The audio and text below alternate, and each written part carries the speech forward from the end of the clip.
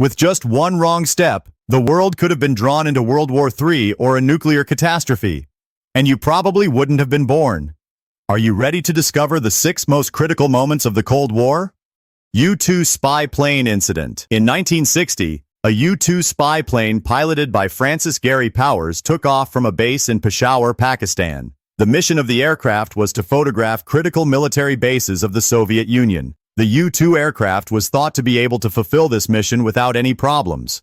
Because the U-2 could fly at altitudes of more than 70,000 feet, it could stay out of range of Soviet defense systems. There was one thing that was not taken into account: the S-75 Dvina air defense missile, developed during the Cold War. The U-2 was caught in a trap and shot down by the S-75 Dvina missile on the slopes of the Ural Mountains.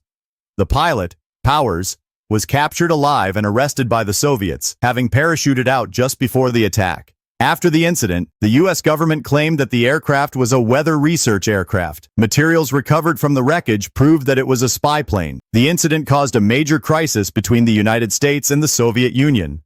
Pilot Powers was tried in a public trial in Moscow and sentenced to 10 years in prison in 1960. In 1962, however, he was exchanged for Soviet spy Rudolf Abel in a spy swap. Following the incident, Soviet leader Nikita Khrushchev demanded a formal apology from the U.S. president. The U.S. president refused to apologize, stating that these flights were necessary for U.S. security and that the flights would continue. Cuban Missile Crisis. Fidel Castro, with American support, overthrew the Fulgencio Batista regime in 1959. Castro's socialist policies led him to establish close relations with the Soviet Union, and the United States was disturbed by this situation. The U.S. supported a group of Cuban dissidents to overthrow Castro, but these attempts failed. This increased tensions between the Soviet Union and the United States, and the U.S. deployment of Soviet-targeted nuclear missiles in Turkey and Italy forced the Soviets to counterattack. Rumors spread that the Soviet Union had begun to deploy long-range nuclear missiles in Cuba. America immediately sent spy planes to Cuba, and these planes photographed the construction of missile launchers in Cuba. Kennedy then called a high-level meeting, and the United States went on red alert against a possible war. Warships were diverted to Cuba, and the ongoing Soviet missile shipments were interrupted. While American spy planes were gathering information in Cuba, a Soviet spy plane was shot down by the Soviets, killing the pilot. Perhaps this was the last straw. Secret talks were held between U.S. Secretary of State Robert Kennedy and Soviet Ambassador Anatoly Dobrynin, and the Soviet Union agreed to withdraw its missiles from Cuba. America, in turn, guaranteed not to invade Cuba and secretly promised to dismantle the Jupiter missiles in Turkey. Thus, the world came back from the brink of a possible nuclear war. Soviet submarine B-59 incident. In 1962, during the naval blockade of Cuba by the American Navy,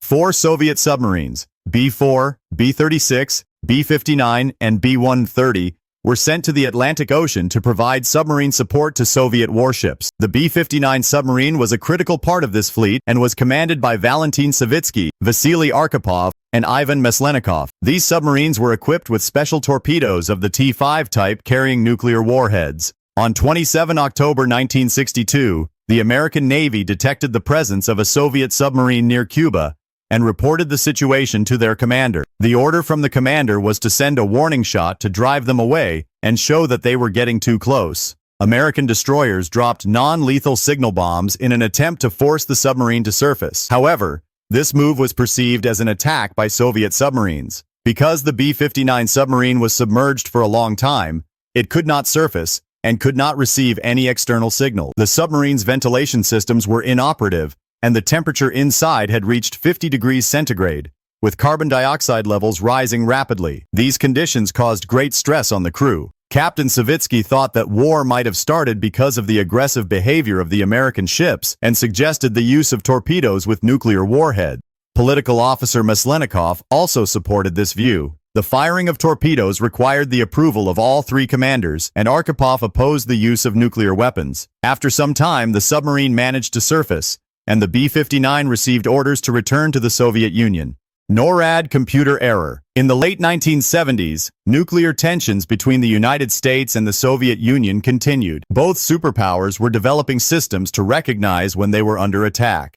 NORAD was tasked with monitoring U.S. and Canadian airspace and providing early warning to detect attacks early. NORAD's news center was located on Cheyenne Mountain in Colorado Springs. On the morning of 9 November 1979, Norad systems reported a large-scale nuclear attack from the Soviet Union against the United States, including the launch of up to 220 intercontinental ballistic missiles. This signaled the endpoint: war. War procedures were initiated. The U.S. Air Command prepared its planes carrying nuclear bombs for takeoff. At the Pentagon, the pulse was very high. Officials checked satellite and ground radar to verify NORAD's report. The truth came out. The simulated scenario of a nuclear intercontinental war had been accidentally uploaded to the Defense Monitoring System. Able Archer exercise. In early 1980, at the height of Cold War tensions, U.S. President Ronald Reagan made aggressive accusations against the Soviets. The Strategic Defense Initiative, then known as Star Wars, and the deployment of Pershing II missiles in Europe worried the Soviet leader. Able Archer 83 was NATO's regular annual command and control exercise involving nuclear war scenarios and was attended by senior leaders. To address this concern, the Soviets were running an intelligence operation called Ryan. The purpose of Ryan was to detect a possible nuclear war in advance. At the NATO meeting, the Ryan organization was monitoring the developments and briefing the Soviet leadership. But there was a problem. Ryan interpreted the routine exercise as if it were a preparation for war. This put the Soviets on red alert, and war protocols began for the Soviets. Nuclear weapons were prepared, armies were commanded. Interestingly, NATO and the United States were unaware of the Soviet concern.